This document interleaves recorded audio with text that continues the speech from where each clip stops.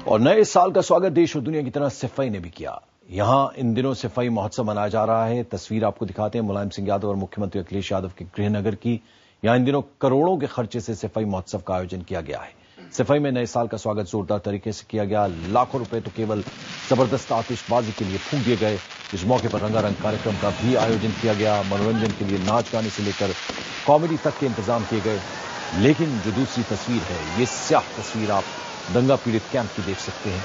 ये शामली कैंप की तस्वीरें हैं जहां मुजफ्फरनगर के दंगा पीड़ितों को रहने का इंतजाम किया गया है। दंगा पीड़ित यहां किस तरह ठंड में अपना जीवन जीने को मजबूर हैं, किस तरह यहां बच्चों से लेकर बुजुर्गों के दिन कट रहे हैं, इन तस्वीरों से आप महसूस कर सकते हैं। नए साल दस्तक दे चुका है, लेकिन इस नए साल के मौके पर भी आपको पुरानी कहावत याद आ सकती है। कहावत यह है कि जब रोम जल रहा था, नीरो बंसी बजा रहा था। तो एक तरफ सिफई में लाखों रुपए का खर्चा कर दिया गया, आतिशबाजी की गई नए साल के स्वागत के लिए, और दूसरी तरफ राहत कैंप में किस कदर बहाली है वो आप इन तस्वीरों में देख सकते हैं। और वहीं मुजफ्फरनगर दंगा पीड़ितों को कैंपों से हटा दिया गया है।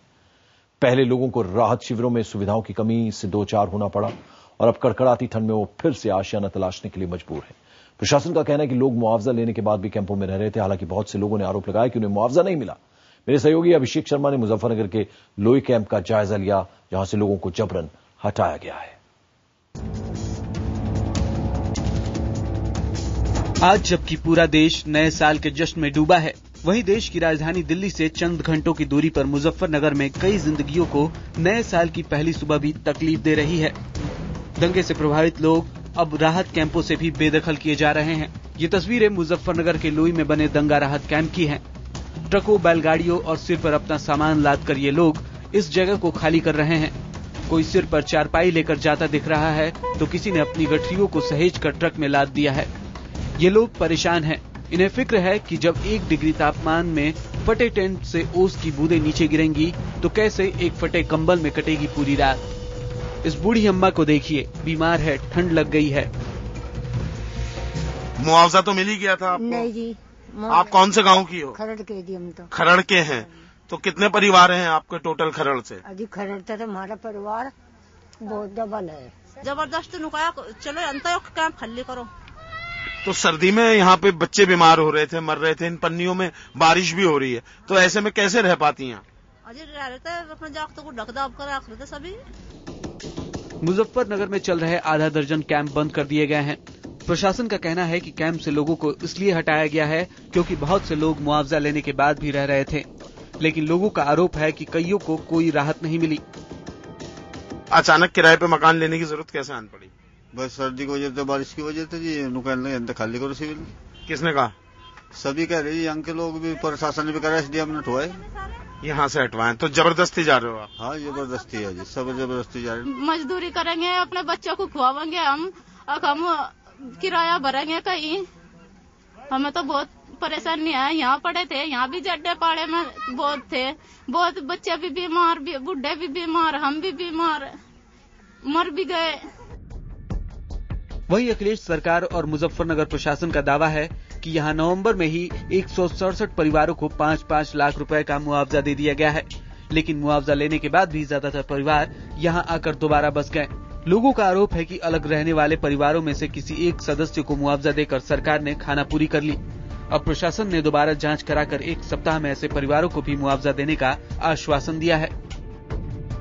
इनसे कहा गया कि ओपन नहीं, आप पक्का बिल्डिंग में चलें हमारे साथ, या आप जहां सेटल होना चाहें वहां जा सकते हैं। तो उस प्रक्रिया में इनके साथ डायलॉग करके और इंतजामिया कमेटी को साथ लेते हुए ये पूरी प्रक्रिया अपनाई गई है। सरकार और प्रशासन ने कैंप तो खाली करा लिया, लेकिन लोगों की मुश्किल कम नहीं करा सके। दंगे के शिकार लोग वापस गांव जाने को तैयार नहीं। हाल ये है कि सरकारी जमीन के ठीक सामने लोगों ने जमीन लेकर उस पर फिर अपने तंबू लगा दिए हैं। राहत शिविर का नजारा मैं दिखाना चाहूंगा कि बाग की तरफ, तालाब की तरफ तक इस ठंड में, तालाब के पानी की वजह से ठंड ज्यादा पड़ेगी, वहां भी बसेरा कर लिया है लोगों ने, क्योंकि इनके सामने सबसे बड़ा ये सवाल है, जाएं तो जाएं कहां। ज्यादातर इन्होंने जमीन खरीद लिया है, जमीन खरीद लिया, तंबू लगा लिया है, मकान बनाना शुरू कर दे 2-1 रोज में। जो मुआवजा मिला है, जो मुआवजा मिला है जिनको। अच्छा। और बहुत से लोगों को मिल गया है, वो गाँव में चले शिफ्ट हो गए जी। जिनके कितने गाँव में शिफ्ट हुए मकान थे, उनमें शिफ्ट हो गए, जो थे वो यहाँ अपनी झुग्गी लगा दी। दरअसल राहुल गांधी के दौरे के बाद से तेज हुई सियासत की वजह से अखिलेश सरकार ने प्रशासन को 1 सप्ताह में कैंप हटाने का टारगेट दिया था। टारगेट तो पूरा हो गया है, लेकिन इसके बदले अधिकारियों ने लोगों से कई वादे भी किए हैं। अब देखना होगा कि प्रशासन कब तक अपने वादे पूरा करता है। सच्चाई ये है कि कागजों के साथ जमीन से भी ये कैंप तो खत्म हो गए हैं, लेकिन इससे ना तो यहाँ के लोगों की परेशानी में कोई कमी आई है और ना ही उन्हें आगे दिक्कत आएगी, इसकी भी कोई गारंटी नहीं है। कैमरामैन संजय सिंह के साथ अभिषेक शर्मा, लोई कैंप, मुजफ्फरनगर, IBN 7। और इस वक्त हमारे साथ मलकपुर राहत शिविर से जुड़ रहे हैं हमारे सहयोगी परीक्षित गुप्ता। परीक्षित, आपसे मैं जानना चाहूंगा कि पहले तो बदइंतजामी इस कदर थी इन तमाम राहत शिविरों में और अब वहां से हटने को मजबूर किया जा रहा है, तरक क्या दिया जा रहा है प्रशासन की तरफ से? प्रशासन ये कह रही है कि धीरे धीरे वो नॉर्मलसी लाना चाहते हैं। उनका ये भी कहना है कि जितने भी ये कैंप हैं पूरी तरह सेफ सिक्योर नहीं है। आप ये भी जानते हैं कि 30 से ज्यादा बच्चे यहाँ इन कैंपों में मर चुके हैं। इसकी वजह से प्रशासन को और यूपी सरकार को काफी क्रिटिसिज्म झेलना पड़ा है पिछले कई हफ्तों में। तो इसलिए वो चाहते हैं ये कैंप अब जितने से जल्दी हो सके बंद हो जाए और ये जो लोग हैं अगर वो उन इलाकों से नहीं हैं जहां जो बहुत ही बुरी तरह अफेक्टेड थे वो अपने गांव वापस चले जाएं और जिनको रिहैबिलिटेशन असिस्टेंस या मुआवजा मिल चुका है वो दूसरी जगह चला जाएं। मैं अपने कैमरा पर्सन सुमित से कहूंगा कि वो जरा पैन करके हमें दिखा पाएं। इस वक्त हम शामली के एक रिलीफ कैंप में हैं। यहां कम से कम 700 से 800 लोग हैं। सबसे ज्यादा लोगों से हमने यहां बात की, सब यही कह रहे हैं कि उनको प्रशासन ने बोला है कि 4 तारीख को ये सारे कैंप खाली कर देने चाहिए, जबकि प्रशासन मान नहीं रही है। प्रशासन का कहना है कि हमने किसी से जोर जबरदस्ती नहीं कहा है, लेकिन हम इनको रिक्वेस्ट कर रहे हैं कि ये चले जाएं। परीक्षित, ये जो डेडलाइन है प्रशासन की तरफ से, जो डेडलाइन दी गई है, इसको लेकर यहां जो राहत शिविरों में लोग रह रहे थे या रह रहे हैं वो क्या कह रहे हैं? वो काफी नाराज हैं इससे। वो कह रहे हैं कि हम यहां से नहीं जाएंगे क्योंकि हमारे लिए कोई ऑल्टरनेटिव नहीं है, हमें कोई कॉम्पनसेशन नहीं मिला। और दूसरी तरह क्या गारंटी है कि जब हम उस जगह जाएंगे या नई जगह जाएंगे, अपने गांव चले जाएंगे, कि वहां हम सुरक्षित रहेंगे। लोगों को यह कहना है कि जब दंगे हो रहे थे, जब ये प्रशासन उनके लिए, उनकी मदद के लिए तब नहीं आया, तो आज क्यों आएगा?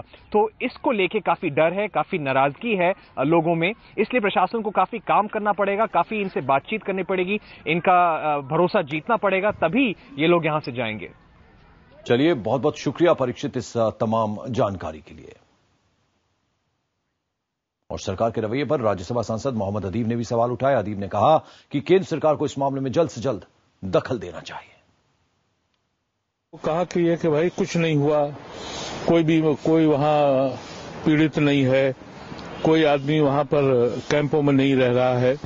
उसी को साबित करने के लिए वो तरह तरह की बातें कर रहे हैं। कल रात में सबको बारिश के अंदर 0 डिग्री पे रात में उखाड़ के फेंक दिया। ये किसी भी गवर्नमेंट के लिए शोभा नहीं देता, ये इंसानियत के खिलाफ है। और इस बीच जेडीयू ने भी मुलायम सिंह यादव से जल्द कार्रवाई की अपील की है। जेडीयू का कहना है कि मुलायम को फौरन कुछ सोचना होगा वरना देर हो जाएगी। अभी मैं यूपी से ही घूम करके आया हूं। हम समझते हैं कि यूपी में जो माइनॉरिटी के लोग जिस तरह से डरे हुए हैं और जिस तरह से की भावनाएं रखते हैं मुलायम सिंह जी की सरकार के लिए, उसको उनको समझना चाहिए, वरना बहुत देर हो चुकी होगी।